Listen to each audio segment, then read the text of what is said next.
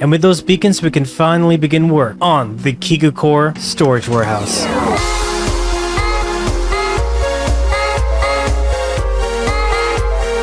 What up, my roomies, and welcome back to the technical guide to Minecraft. You might be wondering, oh hey, look, you have a new skin for you. Well, you know, new year, new me. And you might be wondering, why are we at the Void Trader? Well, the reason is quite simple. We need a lot of stuff. Like below us, we have 3 shulker boxes worth of just quartz blocks and 1 shulker box worth of quartz pillars. But wait, there's more. Over on the other side, we have 20 shulker boxes, all of which has cursive binding. Now, why do we need cursive binding books? Well, to sort of understand why we need curse books, we need to understand overstacking item filters. So, welcome to Core, where safety is a concern. To break down the storage system, we're going to need to go over some few things. So right over here, we have ImpulseSV's T item sorter. We're using the signal from the comparator that's based off this hopper to then sort out the items. So in this case, we have 41 cobblestone, and by using filter paper, it'll only grab cobblestone. So even though right now there's a block of granite on top of it, but were to place down cobblestone, it'll accept the cobblestone, get sucked through this item filter, and then end up over here. Now, while this is the tried and true item sorter, this sort of item sorter will not be good enough for our means, because we're going to be sorting out a lot of items very quickly. And the reason being is because this item sorter only has a capacity of 23 items. If it goes any higher than that, there's a chance that the item will not go into this filter and will go through the rest of the system and possibly just never get sorted to begin with, thus defeating the purpose. Because 23 is a very, very, very small amount of capacity. And so we have here cubicmetres' overstacking item filter. The brilliant thing about this overstacking item filter is that it has 63 item capacity for whatever it's trying to filter. So if you put down granite again, it doesn't get sucked up, but if we put down cobble, it'll get accepted through the system. Now how this works is that this comparator is actually comparing this hopper through this block, and by sending the signal over, it'll shoot out a signal of 14. Now this comparator down here is comparing both what's coming up and the composter right behind it. This compost is empty, giving a signal of 0, while this is almost at full, sending a signal of 14. Now this comparator will not turn on until an item that it's sorting out, in this case cobblestone, goes through the system. It'll change to 15 for a brief moment, as you saw, turn off this redstone torch, and will suck the item through. Now some of the astute of you may realize, wait a second, how'd you stack books? This is where curse books come into play, because this is a curse of vanishing book. But this also works with curse of binding books as well. If you go to a grindstone and we put in books normally, it'll typically reset it, but because this is a curse book, it doesn't actually disenchant it. It keeps its curse. Now we could use that to our advantage by putting another curse book, and then by shift left clicking, we can collect the entire book stacked up on top of each other, which is going to be super useful for us, and hence why it's called an overstacking item filter, because we're overstacking books, in this case specifically curse books.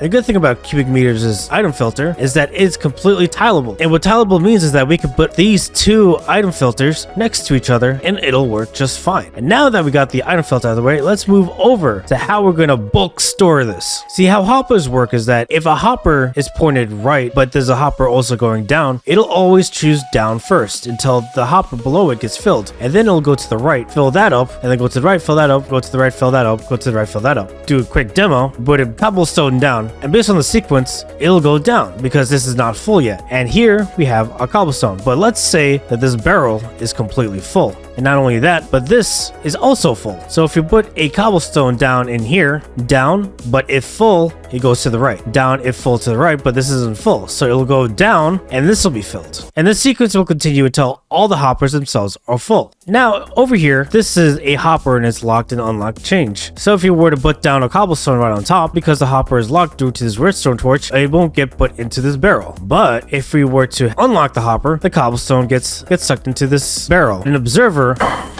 The observer can detect hopper locking, which is how the shulker loader works. And then from here, based on how full the hopper is, will dictate how much strength the comparator will get. So if you were to completely fill this up, you'd see that it gives a signal strength of 15. If you lower it down by a fifth, it'll go down to 12, another fifth, it'll go down, and so forth. Now this is the last piece of the puzzle where honey blocks come into play. See, honey blocks are not full blocks. Even though they take up an entire full block's width, it doesn't count itself as a full block. In fact, the edges you see where the honey block is kind of of a clue to that, because if we were to put a cobblestone into the honey block, it'll get sucked through because it's not a full block. And it doesn't really matter which direction it's coming from, it'll always get absorbed into the hopper. Now over here, we have a Shulker loader, and this design in particular is created by Borkon, the same person who made the Wither Killer design that we used for our world a couple episodes ago. So how the Shulker loader works is that the items will come through the top and start filling in the Shulker box. This observer is observing this 14 redstone strength coming from this redstone block. When this gets full, the comparator will send a signal of 15, and then when this turns 15, the observer will notice a change. This hopper becomes from unlock to lock. This observer will notice a change, sending a signal out to then push this observer forward, crushing the Shulker into this hopper, and this hopper will then put the Shulker boxes into these double chests. When it's done with that, because this is no longer sending a signal of 15 anymore, the observer will then lock this hopper one more time, causing a state change with the hopper. This observer will observe it, and while this observer is over here, will then get pulled back of the sticky piston back to its original position. All the while,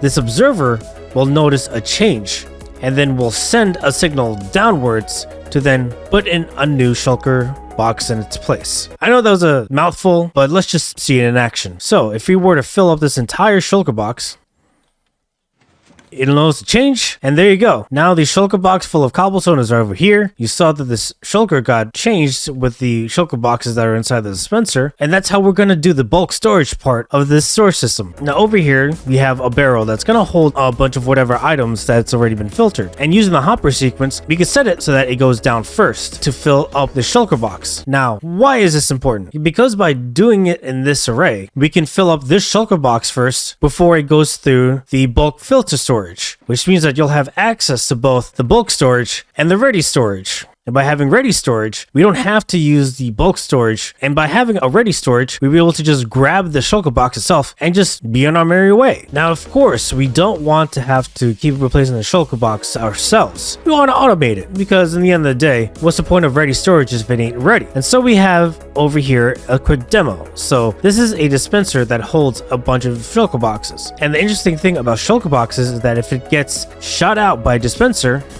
it'll place down a new Shulker box. And we can further automate this by putting an observer to observe a block change. So if we grab this Shulker box, the observer will observe block change because this is no longer there, send a signal through this block, power this redstone dust, which will then power this repeater, and then power this dispenser. So if we were to take this, it'll now shoot out a Shulker box. And because it's pointing downwards, it also lets us access the Shulker box. By attaching it right on top of here, we can have the ready storage, have the Shulker loader down here for the bulk storage, grab the ready storage for us to go, the Shulker box will then fill itself. All completely automated and more or less self-regulated. And so by using cubicmetre item filter system in combination with Borkon's Shulker loader, and then by using the hopper sequence to fill up the ready storage, and putting in an automated system behind it, we get this. And as you can tell, the storage system is going to be a little more complex in terms of build than most of the other things that we've talked about in the technical guide. Now, there are other storage systems that's probably more optimized than this one. However, a storage system should be built based around your needs. And what I needed was ready storage that was ready to go, as well as bulk storage, all done without a really large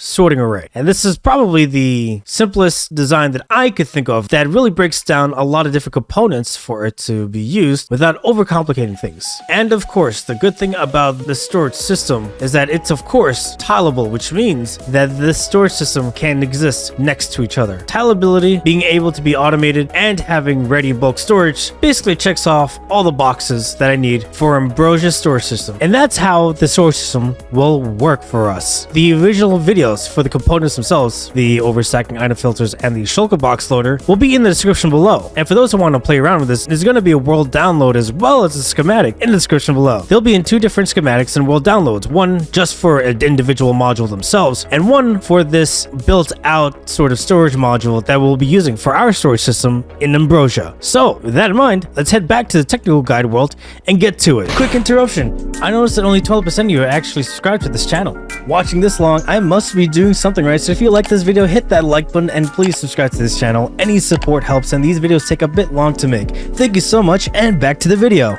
Alright, so addition to all these shulker boxes that we have, we also have collected all of these shulker boxes, which isn't even everything. These are actually blocks in their raw form. Now this new skin makes my forehead look big. I might need to fix that. Along with the 20 some shulker boxes we have an additional 19 more, meaning that Ambrosia's storage warehouse is gonna take a lot of material, needless to say, in order to build this. So let's head over to Ambrosia and prep the area real quick.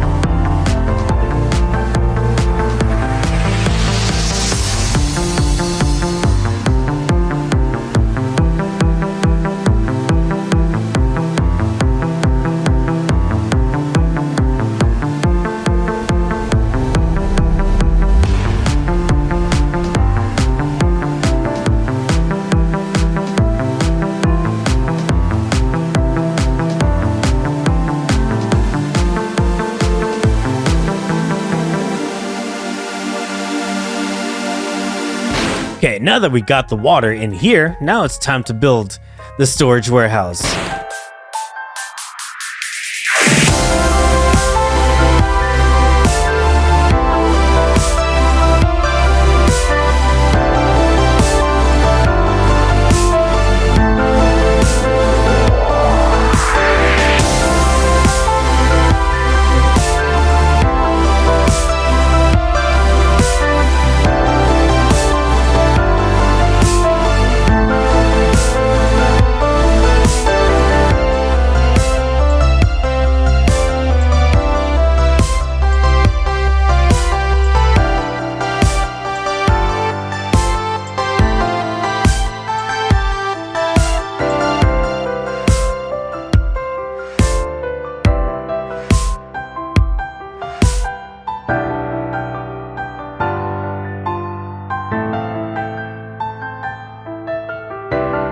Okay, now that we built the storage system, let's go get the items from the starter base, or what I'm going to call the landfill, because it's more like a dumping ground at this point. Grab all the stuff from there and then move it over here. That way, and in that way, we'll be able to know how to set the filters for each storage module. Now, a storage module is 1 width wide, so this shulker box, which will act as the ready storage that we can just take on the go, and bulk storage, which is going to be for the shulker boxes containing the item. And each storage module can hold up to 190,000 items each, which is going to be great for us because that's going to be a whole lot of capacity for one item. In addition to that, this storage system can filter out 260 items, which means that we can have a bulk storage of 260 different items. Which means that this storage system can hold about 49 million items, assuming of course that the items themselves stack up to 64. Now in the event that a single module gets filled up, which isn't likely because each module, as I said before, holds approximately 187,000 items,